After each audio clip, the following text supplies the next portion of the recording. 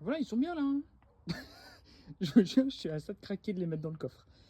Je crois que j'ai fait mon dernier essai et après je vais penser à la solution du coffre parce que là j'abandonne.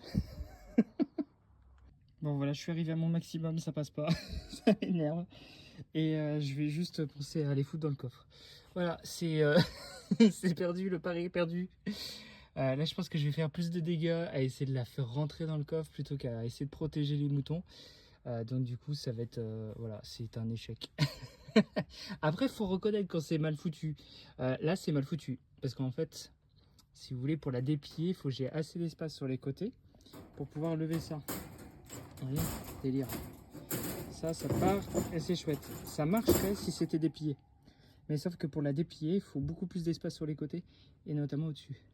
Alors franchement, je suis dégoûté. Hein. Je pensais vraiment que mes calculs étaient pas mal. Mais en fait, ils l'étaient, mais avec cache déplié. Et cache plié pour la déplier à l'intérieur, quasi impossible. Bon, du coup, je suis en train d'essayer de transformer mon coffre en abri pour moutons. Ça va trop loin, cette histoire. Alors, je suis complètement content. Regardez ce que j'ai réutilisé. Ça, c'est des plans de travail du gîte. Je vais mettre ça là pour boucher le trou entre les deux parties du coffre, là. Parce que ça, c'est un coup, parce qu'il y en a un qui se pète la patte. Ça a l'air de bien tenir, donc je suis plutôt content. Et après, j'ai plus qu'à rajouter cette super housse de déménagement. Et limite, ça me fait mon lit pour ce soir. Tu vois les morceaux de cage que j'ai retirés qui servaient pas à rien. Bah du coup regarde ça. C'est la grille de protection.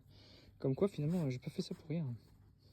Il n'y aura plus qu'à l'attacher un petit peu au dossier là pour que ça reste bien fixe. Et en vrai c'est plutôt pas mal. Là la liaison avec les deux là, tac. Et je pense que là si je remonte l'appui-tête et je le déplie, j'aurai à peu près la même hauteur que là. Et comme ça c'est déjà pas mal. Après je pourrais ajouter encore un petit grillage mais qui sera plus fin sur la partie haute. Parce qu'en vrai ça du coup, si je le rajoute et je vais jusqu'à là, tac, j'ai une prise ici. Là, je pense que c'est trop court. Oh, franchement, c'est pas loin. Ça va, vous, vos lundis soirs, sinon? N'importe quoi. Oh là là. Quelle histoire. Je pense que comme ça, c'est juste suffisant. Ça sera très bien. Et sur les côtés, j'ai juste à mettre du carton et on sera bon. Peut-être sur l'arrière aussi. Sur l'arrière, par contre, pour protéger la vitre arrière, je sais pas comment je vais faire.